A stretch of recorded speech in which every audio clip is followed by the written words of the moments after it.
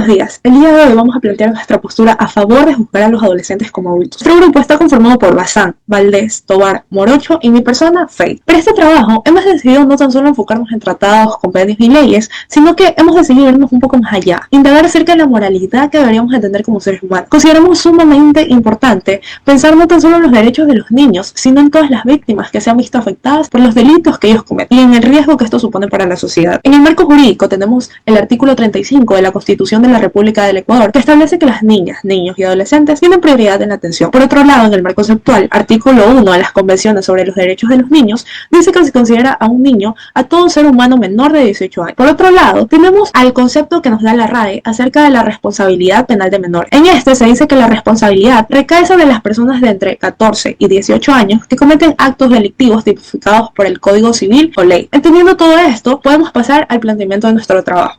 Derecho interno. Desde el derecho interno tenemos que considerar la parte en la que los adolescentes están incluidos. Esto quiere decir tanto su consecuencia jurídica como su responsabilidad penal. Y estos no están descritos en el Código Penal, sino en el CONA, Código de la Niñez y Adolescencia. Dentro de esto tenemos dos artículos importantes. Uno de ellos es donde se menciona la inimputabilidad de los adolescentes, que es el artículo 305, donde dice y menciona textualmente que los adolescentes son penalmente inimputables y por tanto no serán juzgados por jueces penales ordinarios, ni se les aplicarán las sanciones previstas en las leyes penales. Esto quiere decir que su responsabilidad no está descrita en el Código Orgánico Integral Penal como la de los adultos. Y por otro lado también tenemos el artículo 306 en el que se da un poco sobre sus consecuencias jurídicas, las cuales no son leyes penales ordinarias, sino se basan más en medidas socioeducativas, que se leen textualmente de la siguiente manera. Responsabilidad de los adolescentes, artículo 306. Los adolescentes que cometen infracciones tipificadas en las leyes penales estarán sujetos a medidas socioeducativas por su responsabilidad de acuerdo con los preceptos del presente Código Orgánico de la Niñez y Adolescencia. Esto quiere decir que cada una de las sanciones que se le aplica a los adolescentes no son sanciones penales, son medidas socioeducativas. Y esto puede demostrar un poco el desbalance en la justicia que puede haber al momento de que los adolescentes cometan acciones tipificadas por las leyes penales, ya sea homicidios, secuestros o distintos ataques violentos. En noción también tenemos un argumento a favor para las penas impuestas a adolescentes, y este está descrito también en el CONA, en el artículo 330, en el que habla sobre el internamiento preventivo. El juez solo podrá ordenar el internamiento preventivo de un adolescente en los siguientes casos: siempre que exista suficientes indicios sobre la existencia de una infracción de acción pública y su autoría y complicidad en la infracción investigada. A. Tratándose de adolescentes que no han cumplido 14 años de edad en el juzgamiento de delitos de asesinato, homicidio, violación, plagio de personas o robo, con resultados de muerte. Y B. De los adolescentes que han cumplido 14 años en el juzgamiento de delitos sancionados en la legislación penal ordinaria, con pena de reclusión. El internamiento preventivo puede ser revocado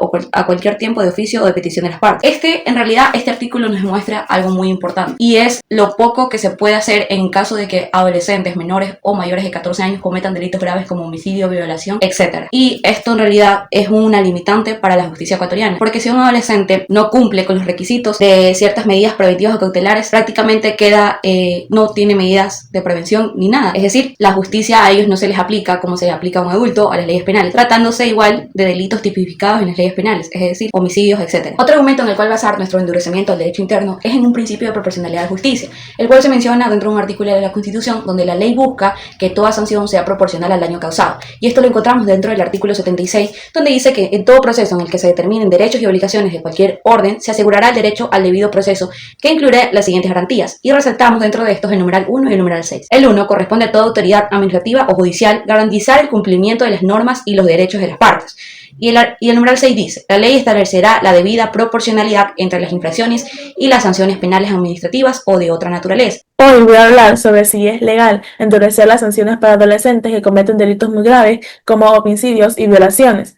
En principio, los sistemas de justicia juvenil se enfocan en la rehabilitación, pero hay quienes creen que esto no basta en casos tan graves. ¿Es posible hacerlo sin violar el derecho internacional? La respuesta es sí, pero bajo ciertas condiciones. Primero, la Convención de Viena sobre los Derechos de los Niños de 1989 reconoce que los niños deben tener justicia especial, pero no fija una edad mínima universal para la responsabilidad penal. El artículo 40 dice que deben ser tratados con justicia, pero no prohíbe sanciones más severas en casos excepcionales, siempre que se respeten sus derechos. Segundo, el Convenio de Viena sobre los derechos de los tratados de 1969, en el artículo 26 y 24, establece que los tratados deben cumplirse de buena fe, pero también permite que los países interpreten, hagan reservas o incluso denuncien si hay motivos internos. Esto significa que un país como Ecuador podría reformar su ley de la niñez y adolescencia y aplicar sanciones más duras para delitos graves. Podría hacerlo reinterpretando la convención o, en última instancia, denunciándola si fuera incompatible con su nueva política penal. En resumen, sí es legalmente posible aplicar sanciones más fuertes a adolescentes en casos excepcionales,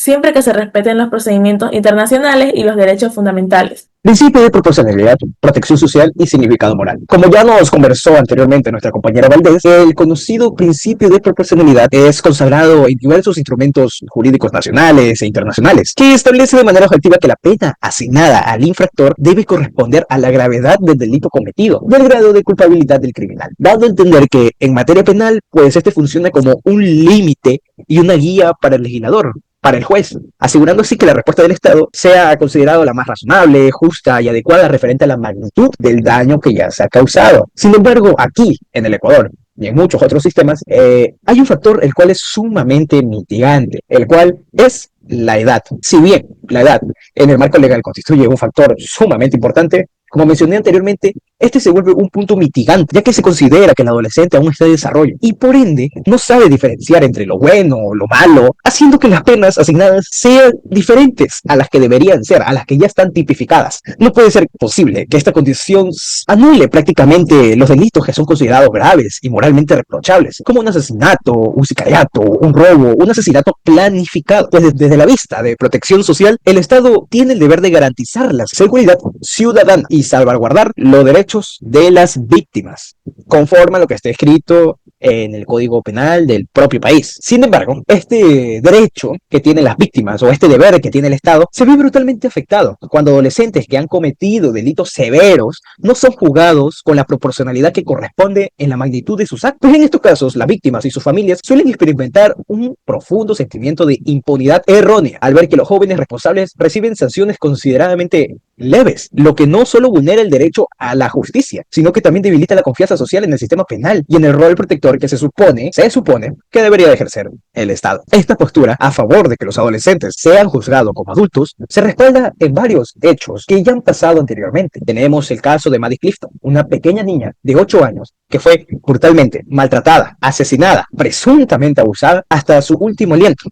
por un niño de tan solo 14 años, el cual pues prácticamente se demostró que no sufría ningún abuso por parte de su familia, no era un rechazado social por parte de la sociedad y no vivía en la pobreza abajo del Estado porque el Estado lo maltrató y lo olvidó. No, era un simple niño el cual tenía todo, pero por miedo a que sus padres descubrieran que metió una persona ajena a su casa, decidió matarla, porque para él era la solución más simple.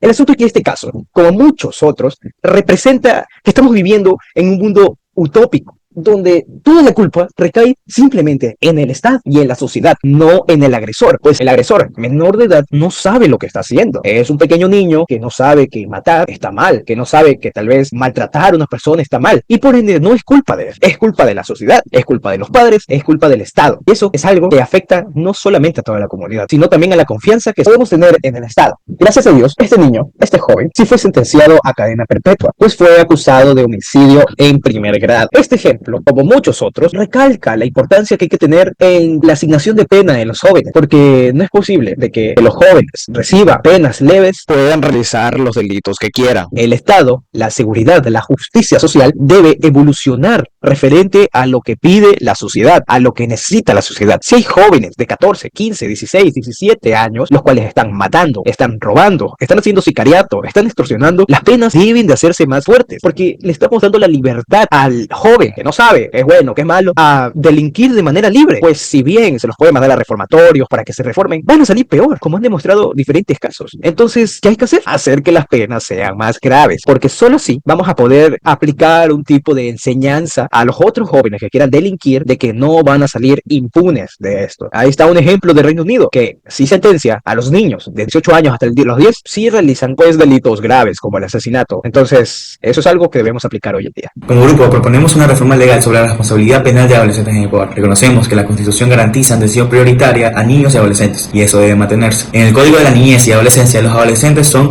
inimputables en general. Nuestra propuesta introduce una excepción que quienes tengan entre 16 y 18 años o que cometan delitos cuya pena supere los 10 años sean juzgados bajo el régimen penal ordinario. También sugerimos un nuevo artículo en el Código Orgánico Integral Penal. En esos casos que se apliquen las mismas sanciones que a un adulto, el cumplimiento iniciaría en centros juveniles especializados, y al cumplir la mayoría de edad serían trasladados a centros penitenciarios para adultos. Desde la Convención de los Derechos del Niño mantenemos el compromiso internacional del Ecuador, pero proponemos que para delitos como homicidio, violación, secuestro, trata o terrorismo, los adolescentes de 16 a 18 años reciban sanciones equivalentes a las de un adulto. Creemos que esto se equilibra a la protección de la sociedad con el derecho de las víctimas a la justicia. Finalmente planteamos un código en el Código Civil que aclare que, aunque sean juzgados como adultos en lo penal, los adolescentes mantendrán sus derechos civiles plenos. La sanción aplicaría únicamente al delito cometido.